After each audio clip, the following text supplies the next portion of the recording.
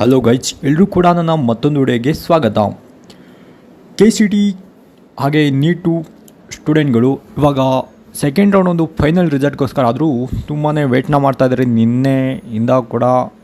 So as per schedule ಪ್ರಕಾರ ನಿಮ್ಮದು ಒಂದು ರಿಸಲ್ಟ್ ಆದರೂ ಇನ್ನೂ ಬಿಟ್ಟಿಲ್ಲ.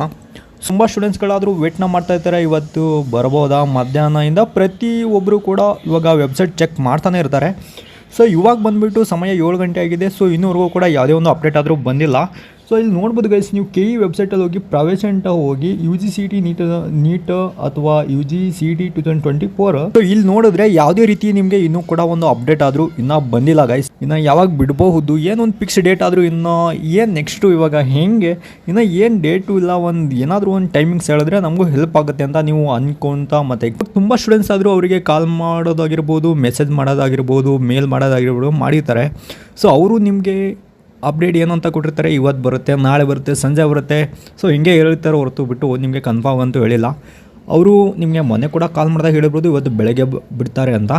ಬಟ್ ಗೈಸ್ ಇವಾಗ ಏನಾಗುತ್ತೆ ಅಂದರೆ ಸ್ವಲ್ಪ ಹೆಚ್ಚು ಕಡಿಮೆ ಆಗುತ್ತೆ. ಸೊ ಇವತ್ತು ನೈಟ್ವರೆಗೂ ಕೂಡ ಬಂದರೂ ಕೂಡ ಬರ್ಬೋದು, ಅಥವಾ ಇವಾಗಲೇ ಬಿಟ್ಟರು ಬಿಡ್ಬೋದು. ಯಾರು ಕೂಡ ಅದಕ್ಕೆ ಅಷ್ಟೊಂದು ತಲೆ ಕೆಡಿಸ್ಕೋಬೇಡಿ, ವೇಟ್ ಮಾಡಿ, ಪೇಷನ್ಸಿಂದ ಇರಿ.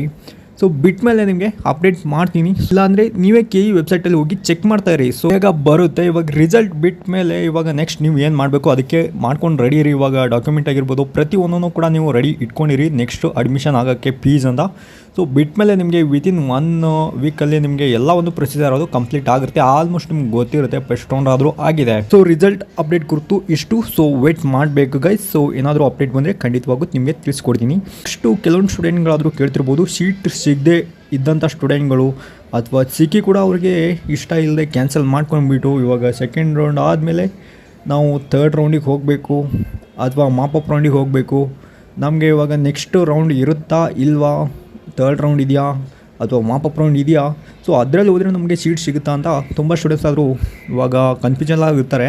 ಸೊ ಗೈಸ್ ಖಂಡಿತ ನಿಮಗೆ ಥರ್ಡ್ ರೌಂಡು ಅಥವಾ ಮಾಪಪ್ ರೌಂಡು ನಡೆಸ್ತಾರೆ. ಇವಾಗ ಏನು ಒಂದು ಸೀಟ್ ಮೆಟ್ರಿಕ್ಸಲ್ಲಿ ಉಳಿದಿರ್ತಕ್ಕಂಥ ಸೀಟ್ಗಳೇನಿರುತ್ತೋ ಕೆಲವೊಂದು ಸ್ಟೂಡೆಂಟ್ಗಳಿಗೆ ಸಿಕ್ಕೇ ಇರಲ್ಲ, ಅಂತ ಸಿಗದೇ ಇರೋಂಥ ಏನು ಸೀಟ್ ಖಾಲಿ ಇರುತ್ತೋ, ಆಮೇಲೆ ಸಿಕ್ಕು ಕೂಡ ಕೆಲವೊಂದು ಸ್ಟೂಡೆಂಟ್ಗಳಿಗಾದರೂ ಫಸ್ಟ್ ರೌಂಡಲ್ಲಾದರೂ ಸೆಕೆಂಡ್ ರೌಂಡಲ್ಲಿ ಅಲಾಟ್ಮೆಂಟ್ ಆಗಿರುತ್ತೆ. ಸೊ ಆ ಒಂದು ಸೀಟ್ ಇಷ್ಟ ಇಲ್ಲದೆ ಕ್ಯಾನ್ಸಲ್ ಮಾಡ್ಕೊಂಡು ಹೋಗಿರ್ತಾರಲ್ವಾ, ಅಂಥ ಸೀಟ್ಗಳನ್ನು ಇಟ್ಕೊಂಡ್ಬಿಟ್ಟು ನಿಮಗೆ ಒಂದು ಮಾಪಪ್ ರೌಂಡ್ ಅಂತ ಕಂಡಕ್ಟ್ ಮಾಡ್ತಾರೆ.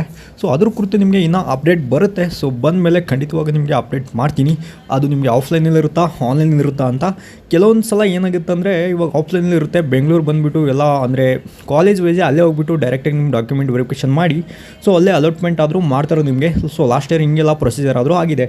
ಬಟ್ ಈ ವರ್ಷ ಏನಂತ ನೋಡ್ಬೋದು. ಸೊ ನೋಡಿಬಿಟ್ಟು ನಿಮಗೆ ಏನಾದರೂ ಅಪ್ಡೇಟ್ ಬಂದರೆ ಖಂಡಿತವಾಗಿ ತಿಳಿಸ್ಕೊಡ್ತೀನಿ. ಜಸ್ಟ್ ನೀವು ಏನು ಇಲ್ಲ ನಮ್ಮ ಚಾನಲ್ಗೆ ಸಬ್ಸ್ಕ್ರೈಬ್ ಮಾಡ್ಕೊಂಡು ಇಟ್ಕೊಳ್ಳಿ ಅಷ್ಟೇ ಗೈಸ್. ಸೊ ಸಿಗೋಣ ನೆಕ್ಸ್ಟ್ ಒಂದು ವಿಡಿಯೋದಲ್ಲಿ.